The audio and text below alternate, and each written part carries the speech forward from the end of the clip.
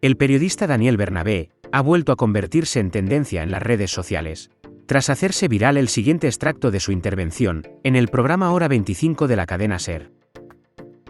Como podremos escuchar a continuación, Daniel Bernabé hace un interesante análisis sobre el fenómeno de la inmigración, y no duda en criticar a la izquierda por no proponer un modelo alternativo al discurso peligroso de la extrema derecha. Pero es que hemos tenido a Vox, con Santiago Abascal, diciendo que los españoles iban a tener que defenderse ellos mismos de esta ola migratoria. ¿Os imagináis a cualquier otro líder político, un líder político, vamos a poner nacionalista, diciendo que sus votantes iban a tener que defenderse ellos mismos de algo? Estamos aceptando con una normalidad pasmosa la aparición del lenguaje violento en la política española por parte de la ultraderecha, y esto es muy grave. Nos lo comemos porque ya no nos queda otra, pero esto hay que dejar constancia de ello. Esto que se dice este señor Abascal es muy grave. Igual de grave me parece que un partido político con aspiración a gobernar España, teóricamente un partido de Estado como el Partido Popular, directamente diga mentiras. Es decir, no se pueden llevar a cabo deportaciones masivas en la Unión Europea porque nuestro derecho lo prohíbe. Simplemente por eso. Y porque además técnicamente es muy difícil. Y ahora pasamos al tema en sí mismo. Porque esto hay que hablarlo, como decía Juan Manuel, yo creo, con una cierta sinceridad. Vamos a ver, la cuestión migratoria no depende casi nunca de los deseos del país de llegada. Y tenemos el ejemplo de Meloni, la ultraderechista, que se ha situado como el baluarte contra la inmigración. En Italia, a pesar de Meloni, han llegado 157.000 personas irregulares. Y esto es un 50% más que en 2022, el 57% de toda la Unión Europea. ¿Han llegado menos inmigrantes? Sí, pero aún así sigue siendo uno de los países de Europa donde más inmigrantes llegan. ¿Por qué? Porque cuando hay una serie de líneas migratorias, cuando hay una serie de problemas endémicos en los países de origen, el hecho de que tú tengas una serie de posturas o de necesidades no implica que los inmigrantes vayan a dejar de llegar. Esto no es una cuestión de cerrar y abrir grifos y de levantar muros y de decir... No funciona así. Es un problema muchísimo más complicado. Tanto que en el fondo de lo que estamos hablando es que estamos gestionando los efectos de la globalización de los últimos 20 años.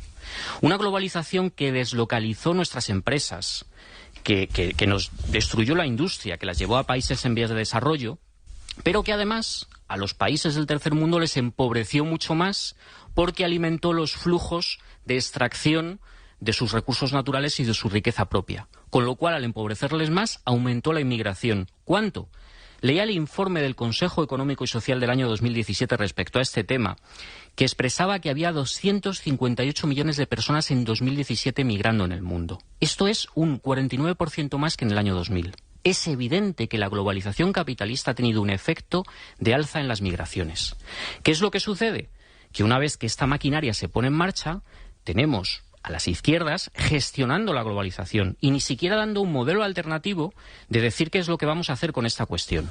Porque a mí me parece que lo que ha propuesto Sánchez esta semana sí tiene en su base una cuestión sensata, pero también me parece que no podemos pasar por alto que parte de los sectores empresariales más reaccionarios de este país han sido precisamente los que han demandado la inmigración irregular en el pasado.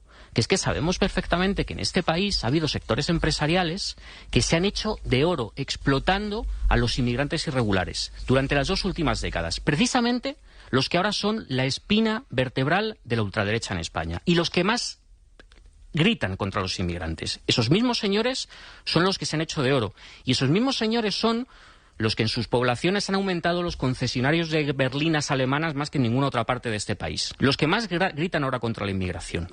Claro, dicho todo esto, a mí me parece que, por otro lado, y de verdad que son muchos actores y muchas cuestiones, y ya con esto acabo, tenemos por otro lado a la izquierda, representada en Sumar, pero también hemos visto las declaraciones de Podemos mucho más altisonantes, quedándose simplemente en un discurso meramente moral, el cual yo puedo compartir en término amplio.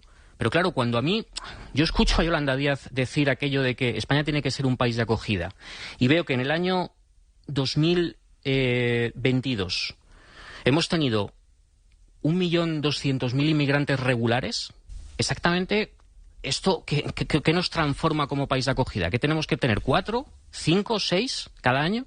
Es decir, esto tiene que tener unos límites, evidentemente, porque es que en los últimos años la progresión de la llegada de inmigrantes regulares a España ha sido geométrica.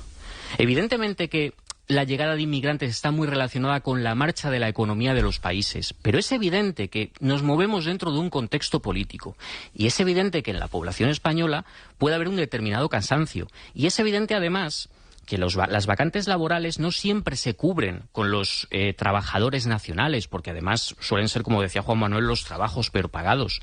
Pero precisamente yo creo que lo que tendremos que empezar a hacer es elevar las condiciones laborales, para que si hay alguien en España que quiere cubrir esos trabajos, los cubra, para que los propios inmigrantes tengan mejores condiciones, pero plantearnos este tema desde el realismo.